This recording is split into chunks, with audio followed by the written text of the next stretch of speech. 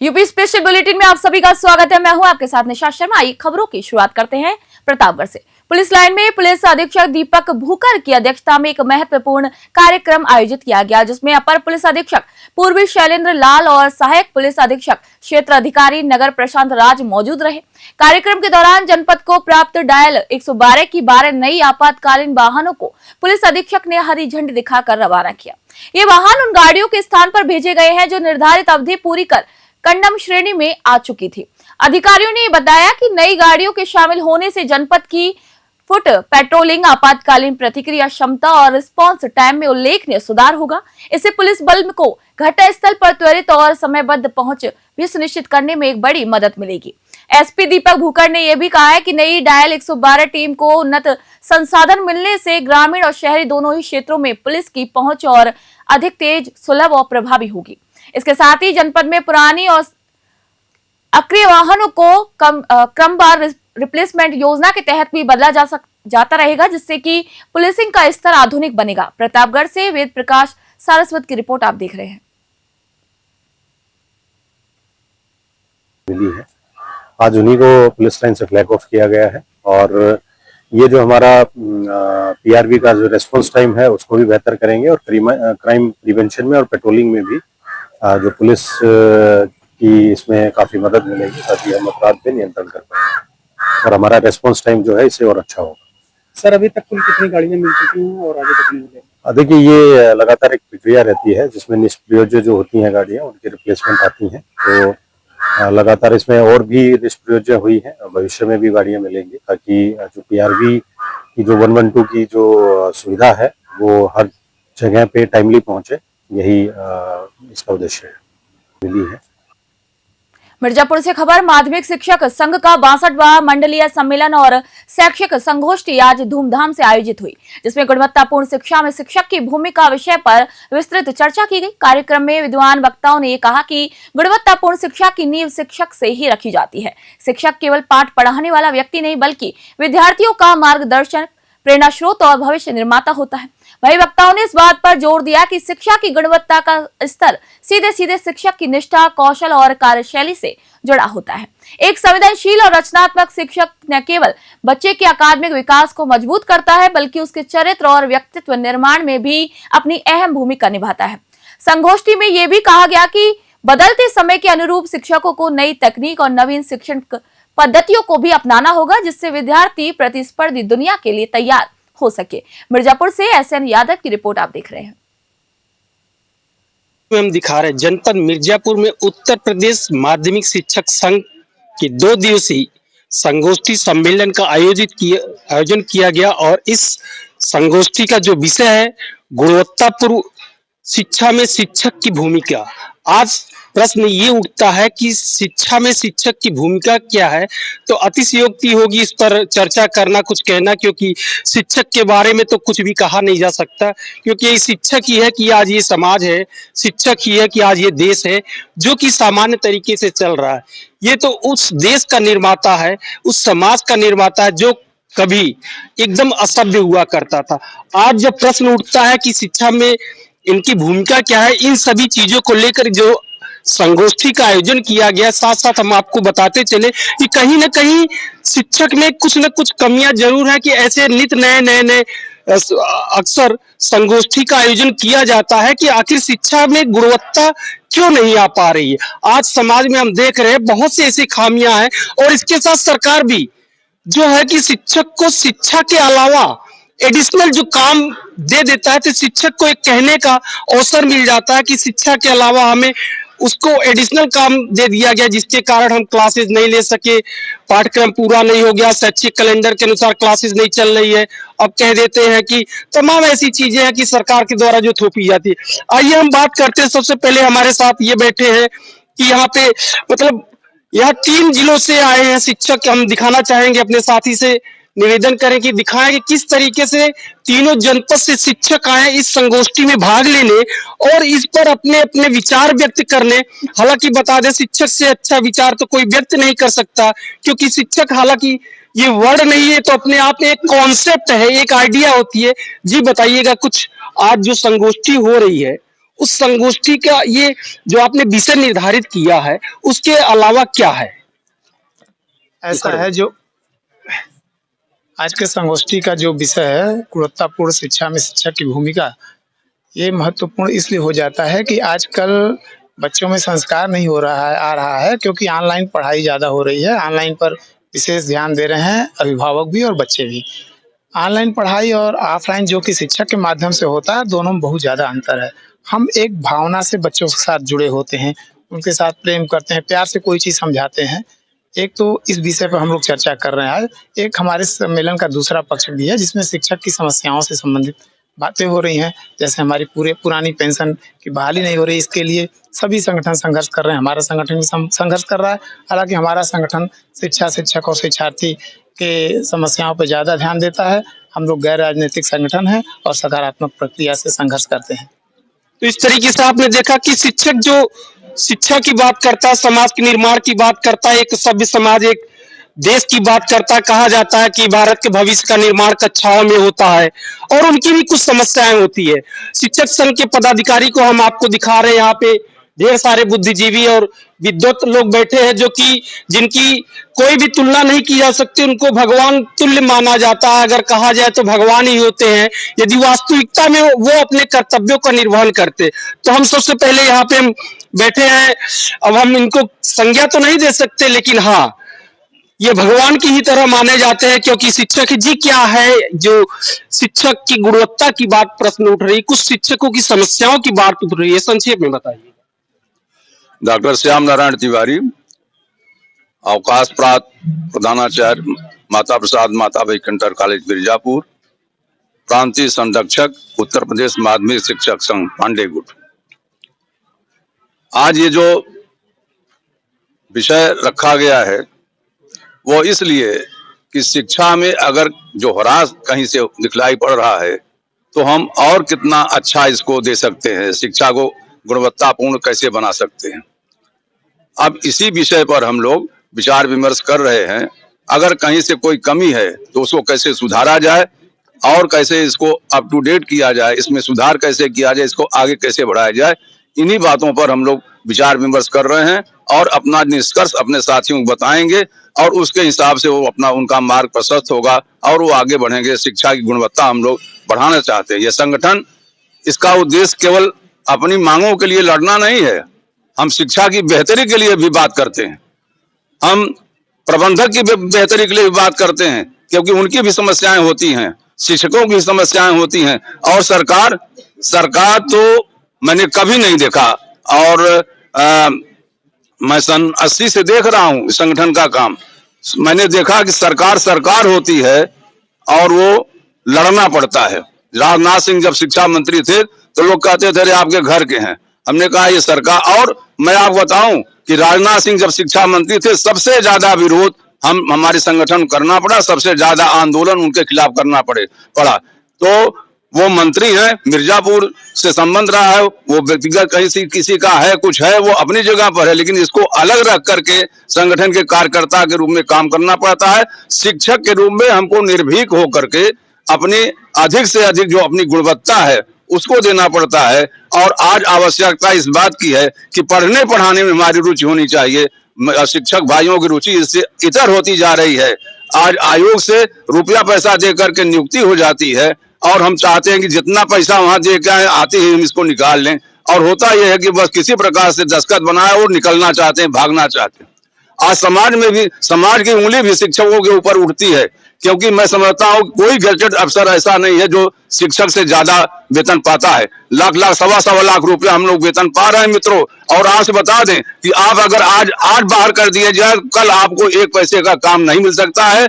इसलिए, और आप दूसरों से तुलना तो करिए, आप बैंक में चले जाइए, बैंक में बैठा हुआ आदमी दिन भर नोट गड्डी गिन रहा है, लेकिन वेतन के रूप में जितना आप गिनते हैं उतना उसको नहीं मिलता है। सुबह 9 बजे से लेकर के 8 बजे रात तक, जब तक फाइनल रिपोर्ट नहीं हो जाएगा, बैलेंस नहीं मिल जाएगा, बैंक का आदमी उठ नहीं सकता है। हमारे ऊपर, आपके ऊपर कोई जिम्मेदारी नहीं है। 10 बजे पहुंचना, क्लास में पढ़ाए, और 4 बजे की घंटी बजी तो उसके बाद हम सब भूल गए, कोई तनाव नहीं, कुछ नहीं। धन्यवाद। और विद्वत जनों की हम राय लेते हैं कि कितना अच्छा विचार है कि जो एक शिक्षक रहते हुए शिक्षक के अंदर वो चाक कॉपी पेन नहीं मिलता। जैसा कि किताबों में लिखा यही है कि शिक्षक और छात्र के सिरहाने कापी किताब होता है। तो शिक्षक अपनी गुणवत्ता में यदि सुधार लाएगा तो निस्संदेह शिक्षा में सुधार आएगी। तो आइए हम प्रदेश अध्यक्ष शिक्षक संघ के आइए इनसे बात करते हैं, जो कि आने वाले दिनों में ऐसी प्रत्याशी भी है। तो जी क्या है, किस तरीके से आप शिक्षा में गुणवत्ता किस बनाए रख सकते हैं, क्या संदेश देना चाहते हैं शिक्षकों को? तमाम विद्यालयों से आए हैं, किस किस शिक्षक के विद्यालय के बच्चे ऐसा है जो कि टॉपर रहे, जबकि वो अपने जमाने के शिक्षक टॉपर रहे, तो बच्चे क्यों नहीं हो रहे? थोड़ा सा आगे।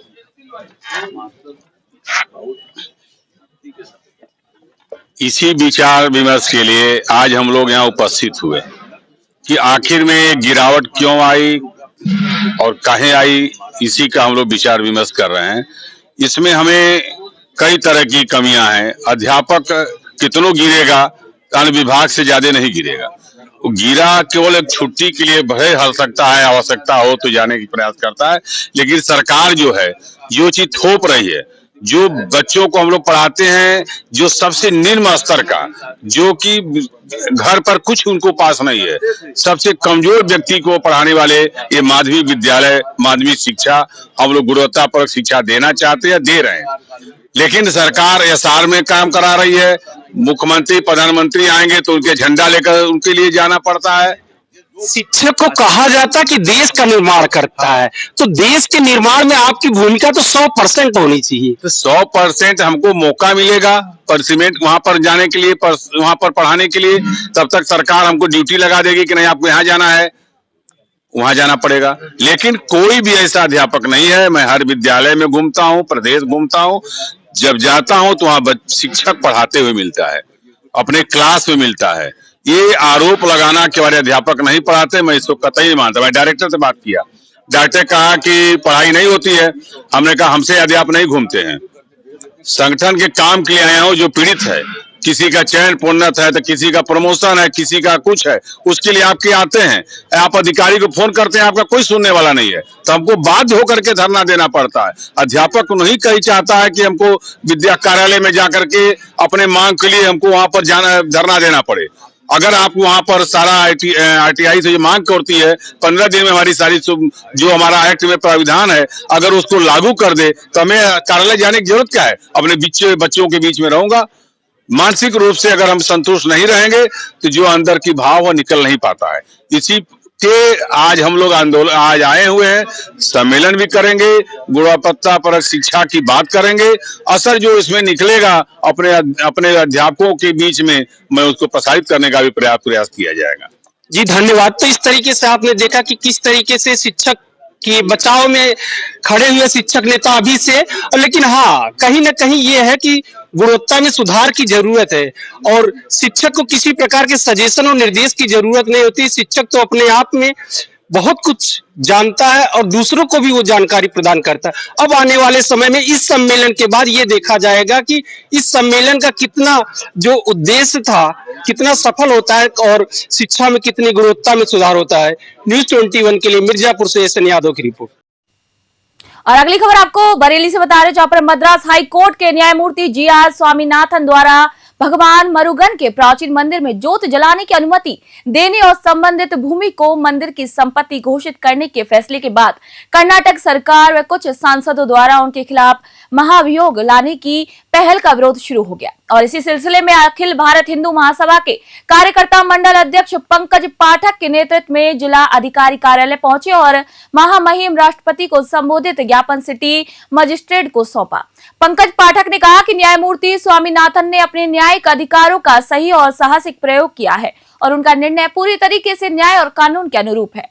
उन्होंने ये भी आरोप लगाया कि कर्नाटक सरकार और कुछ जनप्रतिनिधियों द्वारा महाभियोग का प्रस्ताव न्यायपालिका की स्वतंत्रता पर सीधा हमला है, जो संविधान की मूल भावना के खिलाफ है। महासभा ने ज्ञापन के माध्यम से मांग की है कि कर्नाटक सरकार महाभियोग की कार्रवाई तुरंत वापस दे और न्यायपालिका की गरिमा और स्वायत्तता को किसी भी हस्तक्षेप से मुक्त रखा जाए। बरेली से ब्यूरो रिपोर्ट आप देख रहे हैं। खबर मिर्जापुर से, जहां आगामी एसआईआर प्रक्रिया के तहत मतदाता सूची को तैयार करने के लिए बीएलओ और बीएलए के लिए समीक्षा एवं प्रशिक्षण का आयोजन किया गया। इस अवसर पर अपर जिलाधिकारी अजय कुमार ने बीएलओ को उनके सामने आने वाली समस्याओं का निराकरण करने के लिए विधिवत प्रशिक्षण दिया है। उन्होंने सभी को निर्देशित किया कि अभी तक जितने फॉर्म एकत्रित नहीं हुए हैं उन्हें शीघ्र जमा किया जाए और मतदाताओं को जागरूक कर गणना प्रपत्र भरवाए जाए। वहीं बैठक में बीएलओ ने अपनी परेशानियां रखी और निराकरण हेतु सुझाव भी प्राप्त किए। प्रशिक्षण में यह भी बताया गया कि एसआईआर की तिथि बढ़ाई जा चुकी है और इसीलिए किसी भी मतदाता को गणना प्रपत्र भरने से नहीं छूटना चाहिए। साथ ही नए मतदाताओं की सूची तैयार करने हेतु उपलब्ध फॉर्म का भी उपयोग कर उन्हें भी भरवा कर जमा करना अनिवार्य होगा। और मिर्जापुर से एसएन यादव की विशेष रिपोर्ट आप सभी देख रहे हैं।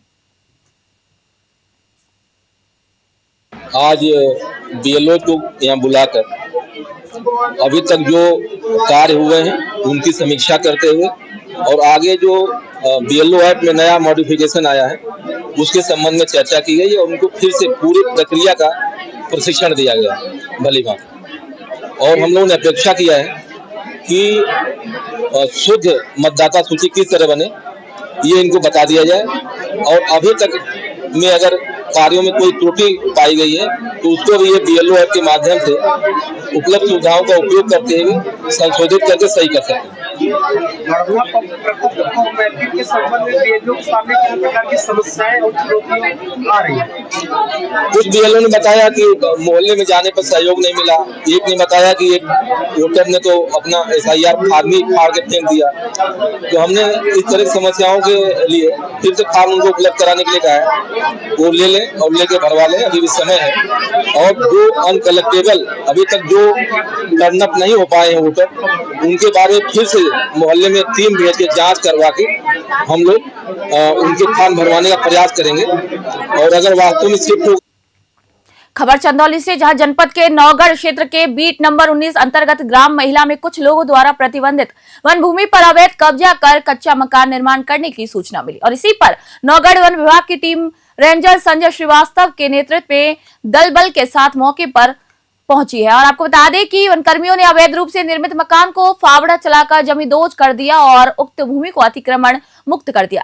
वन विभाग ने चेतावनी भी दी कि भविष्य में कोई भी व्यक्ति अतिक्रमण करता हुआ पाया गया तो उसके खिलाफ सख्त कानूनी कार्रवाई भी की जाएगी। इस कार्रवाई में वन अधिकारी संजय श्रीवास्तव, फॉरेस्टर राजकुमार, बीट प्रभारी राजेंद्र सोनकर, फॉरेस्ट गार्ड जयप्रकाश यादव और अन्य दैनिक वन कर्मी सक्रिय रूप से मौजूद रहे। वन विभाग ने यह भी बताया कि जिले में प्रतिबंधित वन क्षेत्रों की निगरानी लगातार की जा रही है ताकि अवैध अतिक्रमण को रोका जा सके, वही वन संपदा सुरक्षित भी रह सके। चंदौली से संतोष कुमार गुप्ता की रिपोर्ट आप सभी को हम दिखा रहे हैं।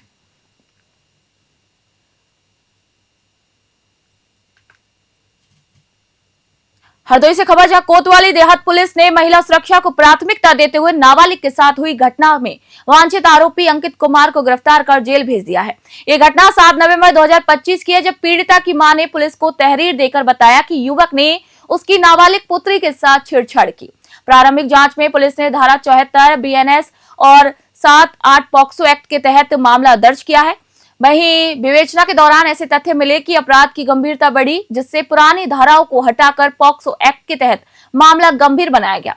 मुखबिर की सूचना मिलने पर पुलिस टीम ने आरोपी अंकित कुमार पुत्र मेवाराम निवासी ग्राम पारापुरवा मजरा शाहपुर बिनौरा थाना हरियावा हरदोई को दबोच लिया। आरोपी को जेल भेजते हुए आगे की कानूनी कार्रवाई भी शुरू कर दी गई है। हरदोई से अनिकेत कुमार की रिपोर्ट।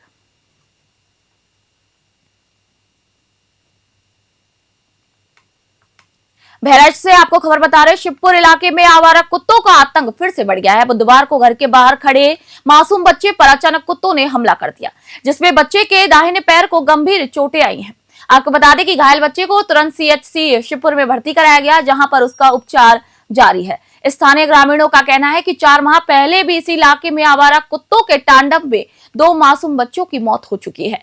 ये घटना थाना खैरी घाट क्षेत्र के शिवपुर बेलासपुर गांव में हुई। ग्रामीणों में दहशत का माहौल है और उन्हें जिम्मेदार विभागों पर भी कार्रवाई की मांग तेज कर दी है। स्थानीय लोगों का कहना है कि आवारा कुत्तों की समस्या गंभीर हो चुकी है और प्रशासन तुरंत स्थायी समाधान इसका निकाले, अन्यथा बच्चों की सुरक्षा गंभीर रूप से खतरे में है। बहराइच से मेराज अहमद की रिपोर्ट आप सभी देख रहे हैं।